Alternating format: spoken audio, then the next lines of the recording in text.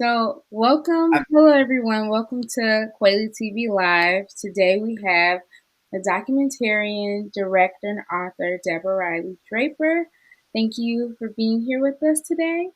Um, so, I wanted to start off with how did your journey start as a filmmaker?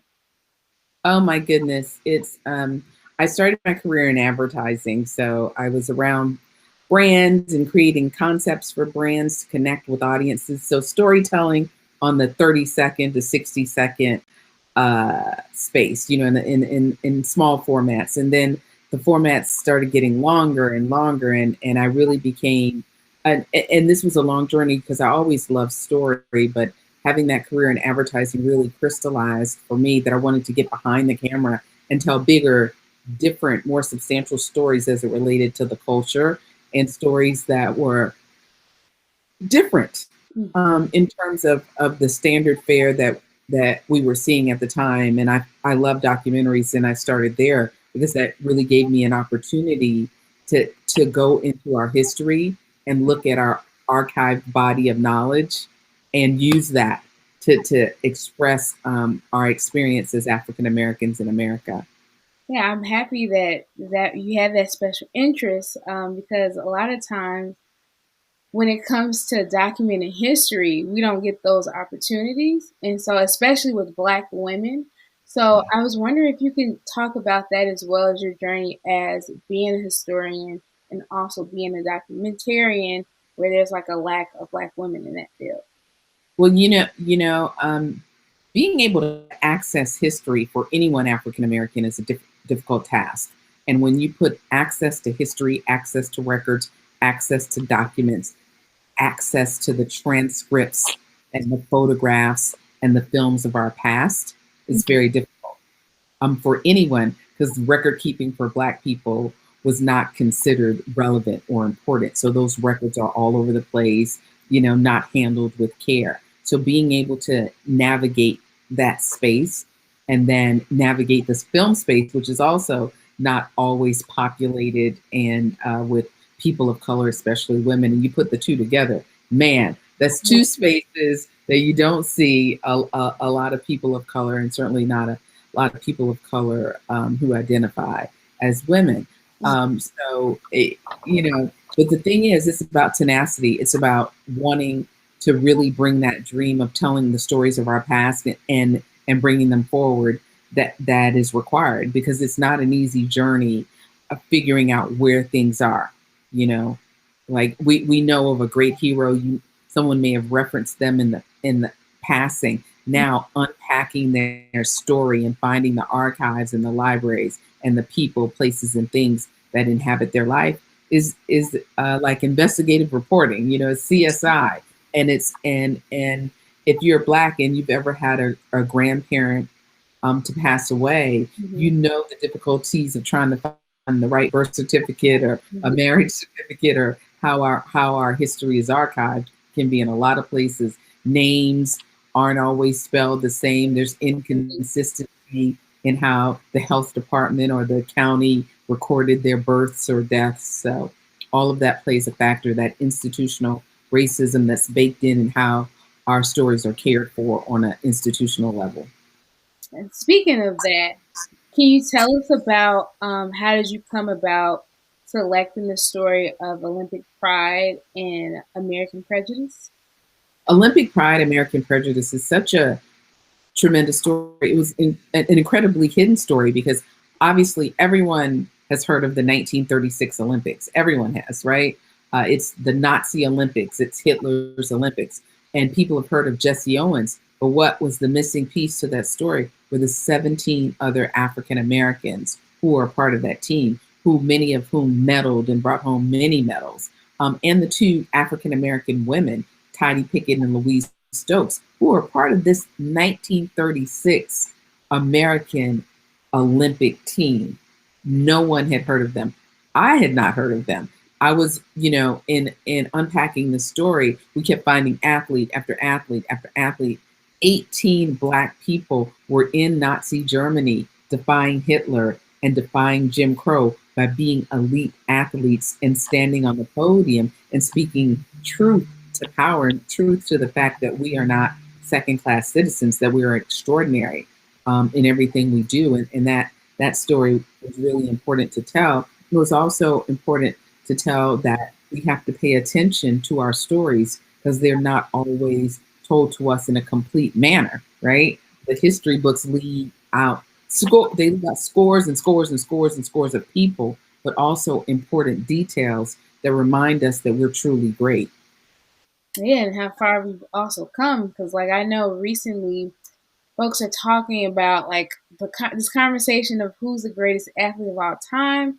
And just after watching your documentary, it made me think about those two ladies that, what they had to endure during the Yeah. Olympics, and then to get to the point where we have a Serena Williams. So, like, their experiences definitely paved the way. Yes, Um, just think that's 75 years ago. mhm. When we, before you saw someone like, um, Serena being at the top of the game, it took 75 years. Now, we're 80 plus years past that, but um, these stories are important for our young women to know that this road has been paved for them already. And when someone's trying to compare them, they get to say that that debt's already paid. Don't compare me. You could compare back in 1936, but they took care of that already. Mhm. That history's been made, and so I'm here. I'm here to continue the legacy. Right. Um, and so another question I have, so what, like, as it's kind of difficult to ask this question, but like, um, one not really relating to the film, but also relating to it. Who are your artistic influences for documentary filmmaking? And then I have them written down. And then, Yeah. Oh, I'm a filmmaker, so I write and direct narrative and documentary. So I'm inspired by Zora Neale Hurston because she uh, made films, 100 years ago. So I find that completely fascinating that she was able to do that and have access to a camera, have the wherewithal to make films. I find her to be incredibly inspiring because what guts and what courage at that time when she was a filmmaker to be able to have the self awareness and the self assurance to be able to do that. I love all things Debbie Allen. I'm always inspired by her because she is a writer, a director, a producer, a dancer, a choreographer, and an actress. And I think she brings all of that to everything. And I think she has defied boxes and she has proven that she can master all of these things. And I'm inspired by that. And I'm inspired by Regina King just on every level. she's Every, amazing. Um, so one more question. yes. Going back to your film Olympic Pride, in book Olympic Pride, American Prejudice. Can you tell about like the process? Because I know that you traveled back to Berlin, and like, what was that like? Well, it was. I tell you, we all got chills going into the dormitory where like Jesse Owens stayed. Knowing that he was in there, decades upon decades earlier, and walking around the Olympic Village and going into the Olympic Stadium because we were retracing history literally, right? We were there to find the story, but we were able to walk in their footsteps and walk down the sidewalks that they walked and go from the gym to the where the dining hall was and a lot of the buildings were in decay but you could feel the story and you can understand the story. So that for me going to Germany was following that path that they followed and finding people who were still alive that remembered them, that saw them, that had pictures of them, and hearing the impact that Black athletes in 1936 had on other people around the world who regarded them with such high esteem, knowing that when they came home, they did not find that level of esteem. So it's great to experience that. And I believe in. I wanted to understand the German perspective. I had a chance to interview someone who was a Nazi youth, so I wanted to be able to see the full story, because in America our stories are come to us in a lot, curated, right? So I wanted to see for myself and discover some insights and some facts for myself. Um, and try to put all those facts together in a completely objective and balanced way to share the experience of these 18 Black people on both sides of the Atlantic. So I wanted to be on both sides of the Atlantic, like they were. One more question. I actually have two more questions. I just thought about it.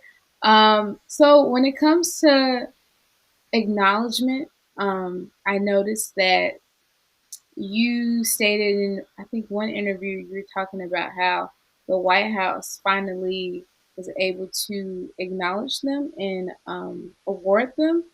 I think it was in 2016, correct? It was Yes. So, September 29th. so was that intentional with you making the film? Or is that something that just happened after? Now, we when we learned through research that these Black athletes had never been recognized in a White House visit, which has become standard for Olympians and champions, right? They all get a White House visit. Well, these 18 African Americans, as a Black cohort, had never been recognized. So once we got into making the film, we were like, oh, if we get the shot, we're going to shoot our shot to try to get them recognized, because they deserved it. They earned it. They were the best, and they were the first, to do it. And certainly to do it in Nazi Germany itself should be recognized. So when we had the opportunity to suggest that, we did. The Olympic sponsor Procter and Gamble helped us get that accomplished, and we were able to bring those families to the White House with Team USA, and they got to meet President Obama, and he recognized the incredible efforts of their family members 80 years prior. That's amazing. And those families, just tears. They because none of their loved ones were alive to see that recognition, but they were there representing for them, and their hearts were full because of that. Yes, that's amazing, and it was one of the favorite things finding out after, Yeah, the it's um, you know, documentaries, films in general, art in general. Um, it impacts us in so many significant ways, and it changes us in so many positive ways. It connects us, it inspires us, it makes us curious, makes us mad, but it's all fuel, to collaborate, and fuel to make more things happen, right? So this one story for me created a documentary, created a White House experience, led its way to being a 400-page book. So the as an artist, being able to find stories that you truly love, and being able to find ways to tell that story and to elevate the people who inhabit that story is such an honor and a gift. And I'm grateful to be able to have done that and to continue to do that. I was going to ask, like, what do you want your impact to be as a filmmaker? I want my impact as a filmmaker to be when you're like, oh my gosh, I know this film is going to be researched. I know this film will challenge me intellectually. I know this film will bring, whether it's a narrative or a documentary, will bring some new bits of historical knowledge to me, will put some things in context, will make me ask some questions, make me Google something, make me a little bit curious, and certainly entertain me, and take me on a really important, significant, emotional journey. So yeah, that. Thank you so much. This is an amazing interview. Yeah. I'm encouraging everybody to go out and watch Olympic Pride, American Prejudice, and to also read the book as well, because it's just top tier knowledge to know about our history. Thank you so much. Have a great evening, and thank you guys. Thank you.